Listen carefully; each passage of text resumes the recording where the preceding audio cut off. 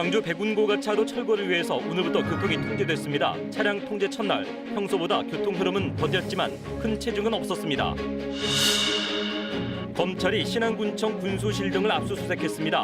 임기제 공무원 채용 과정에서 공무원 자녀들이 특혜 채용됐다는 의혹 등을 수사 중인 것으로 전해졌습니다.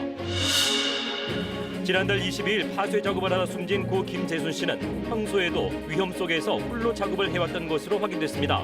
대책위원회는 사회적 타살이라고 주장했습니다. 순천시가 농촌마을 생활 불편을 해결하는 일명 맥가이버 사업을 추진하면서 시골 마을에 활기를 불어넣고 있습니다.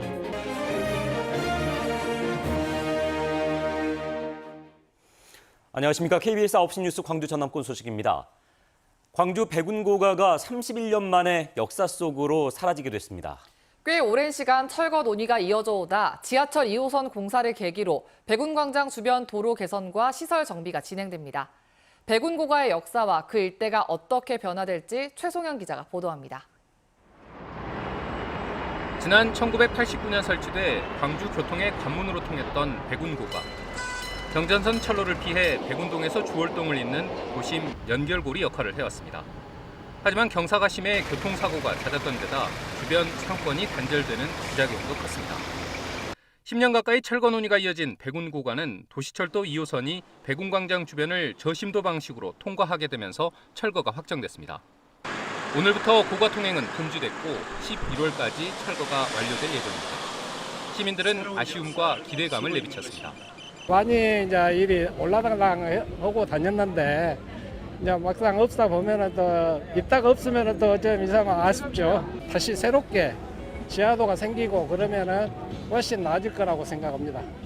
철거가 완료되면 남광주에서 농성광장 주변 940여 미터 2개 차선은 지하차도가 들어서게 됩니다.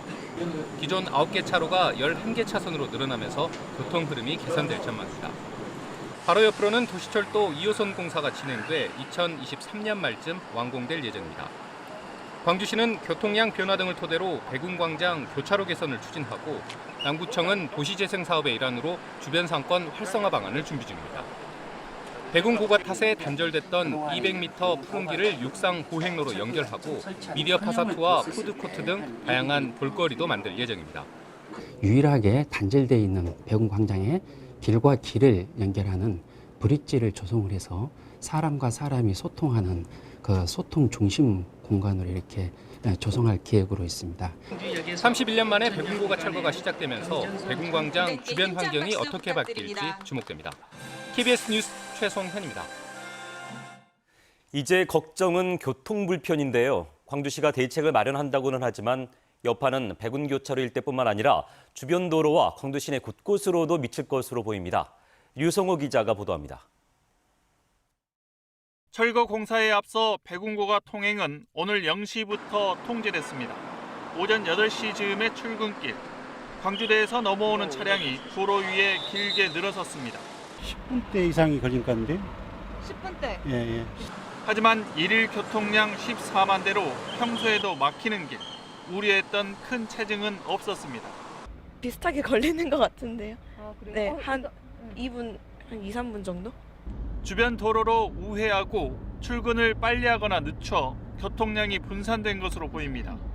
하지만 평소 막히지 않던 이 순환도로 진출로에서 체증이 빚어지는 등 여파는 시내 곳곳에서 확인됐습니다. 출근 시간대를 기준으로 남광주에서 백운광장 방향의 차량의 평균 시속은 18.6km에서 8km로 떨어질 것으로 예상됩니다. 특히 내년 상반기엔 백운 교차로 주변에 아파트 입주가 예정돼 있어 혼잡이 더해질 전망입니다. 광주시는 백운고가 주변 인도를 줄여 추가 차로를 확보하고 당분간 우회 지점에 사람을 배치해 우회를 안내할 계획입니다. 바뀐 교통 흐름에 따라 신호 체계도 바꿨습니다. 차선 도색, 교통 표지판 정비, 신호 체계 변경을 통해서 최대한 교통 혼잡이 안 되게 노력 중에 있습니다. 광주시는 교통량 분산을 위해 검토한 이순환도로 이용료 감면은 지원 근거가 없어 사실상 어렵다고 밝혔습니다. KBS 뉴스 류성호입니다. 검찰이 오늘 신안군청을 압수수색했습니다. 지난 2년간 직원들의 채용과 관련해 특혜나 금품 수수 등 비리 의혹을 수사 중인 것으로 전해졌습니다. 김광진 기자의 보도입니다. 검찰이 신안군청에 들이닥친 것은 오전 9시 반쯤. 군수실에서는 박우량 군수와 간부들이 회의 중이었습니다.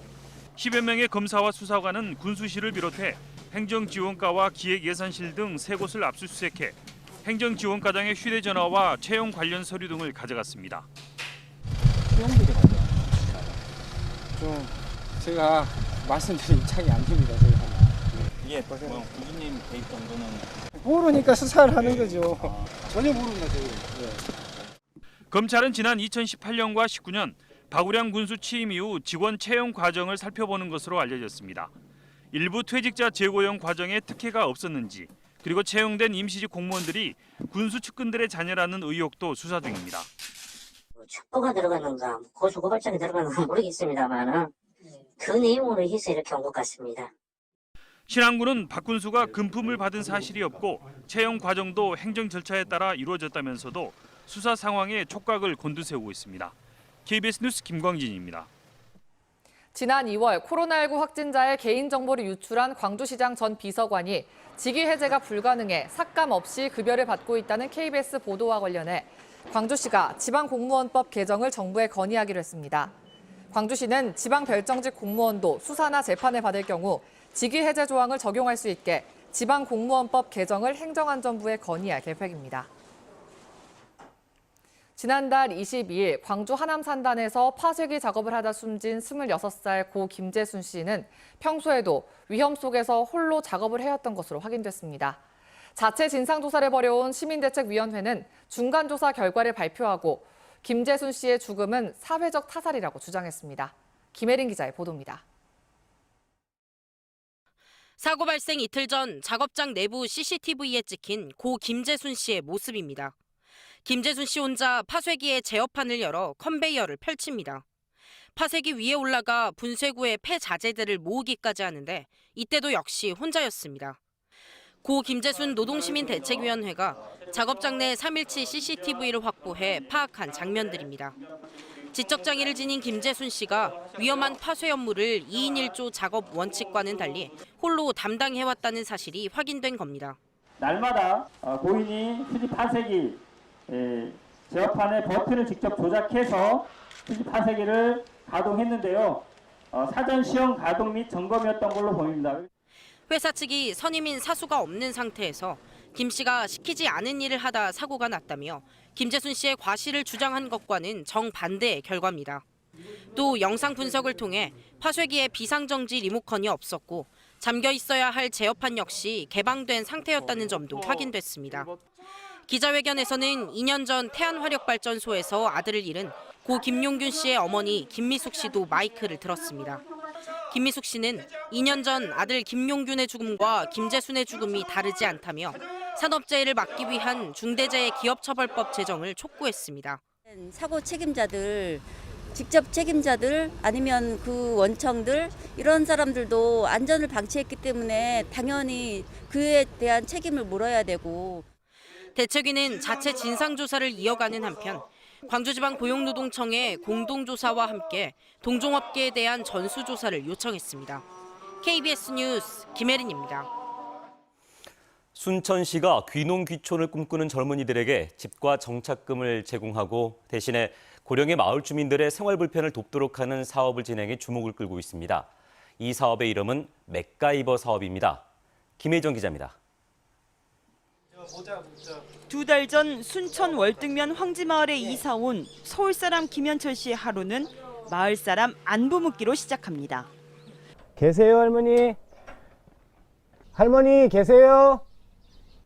무릎은 괜찮아요? 아이고. 최고령 어르신이 내린 임무는 상추 속기.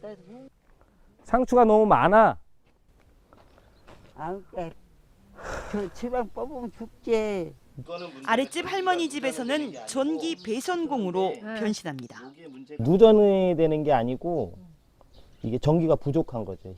IT 전문가였던 김 씨는 순천시가 전국 최초로 시행한 맥가이버 정착 사업의 첫 지원자입니다. 이 맥가이버 사업은 귀농귀촌을 꿈꾸는 청장년에게 시골에 정착할 기회를 주는 대신 대부분 고령인 마을 주민들의 생활 불편을 해결하도록 해 농어촌의 활기를 불어넣는 것을 목표로 하고 있습니다. 제가 하려고 하는 스마트팜이나 환경제어 쪽에 연계시키기 좋은 공간으로 생각을 하고 있어서 왔고요. 너무 따뜻하게 잘 맞이해 주셔서 생각보다는 큰 어려움 없이 지내고 있습니다. 이를 위해 순천시는 빈집을 리모델링해 5년 동안 무상 제공하고 8개월 동안 정착금을 지원합니다. 이 때문에 첫 사업임에도 불구하고 지원 경쟁률이 3대 1이 될 정도로 인기가 많았습니다. 순천시는 마을 사람들과 생활을 공유하는 만큼 귀농귀촌에 대한 확고한 신념은 물론 창업 아이템에 대한 현실 가능성 등을 기준으로 수차례의 심층 면접 끝에 맥가이버를 선정했다고 밝혔습니다. 지역아동센터나 초등학교나 아니면 학교들과 연계해가지고 이렇게 DIY 할 수 있는 프로그램을 좀 만들어 볼 계획입니다. 순천시는 올 하반기 주암과 송광, 나간면 등에도 맥가이버를 모집하기 위해 현재 빈집을 물색하고 있습니다. KBS 뉴스 김혜정입니다.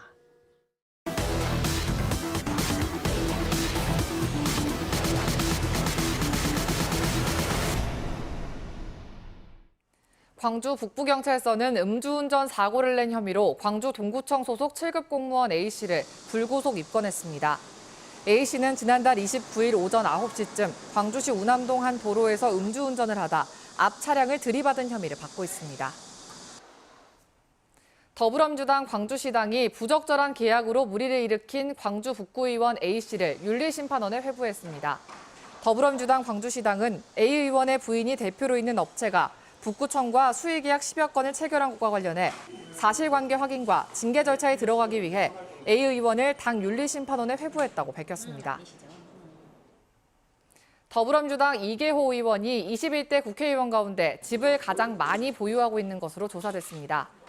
경제정의실천시민연합은 21대 국회의원 신고 재산을 분석한 결과 이계호 의원이 배우자 명의로 광주의 아파트 한 채와 단독주택 2채, 담양의 단독주택 2채 등 모두 5채를 보유해 가장 많았다고 밝혔습니다. 여수울 지역구의 김회재 의원이 여순 사건 특별법도 더불어민주당 당론으로 채택해야 한다고 주장했습니다. 김 의원은 오늘 열린 더불어민주당 원내 정책조정회의에서 여순 사건도 제대로 된 진상규명과 피해자 조사 등이 이루어져야 불행한 과거사를 청산하고 정의로운 대한민국 역사를 바로 세울 수 있다며 여순 사건 특별법 제정을 더불어민주당 당론으로 채택해야 한다고 강조했습니다.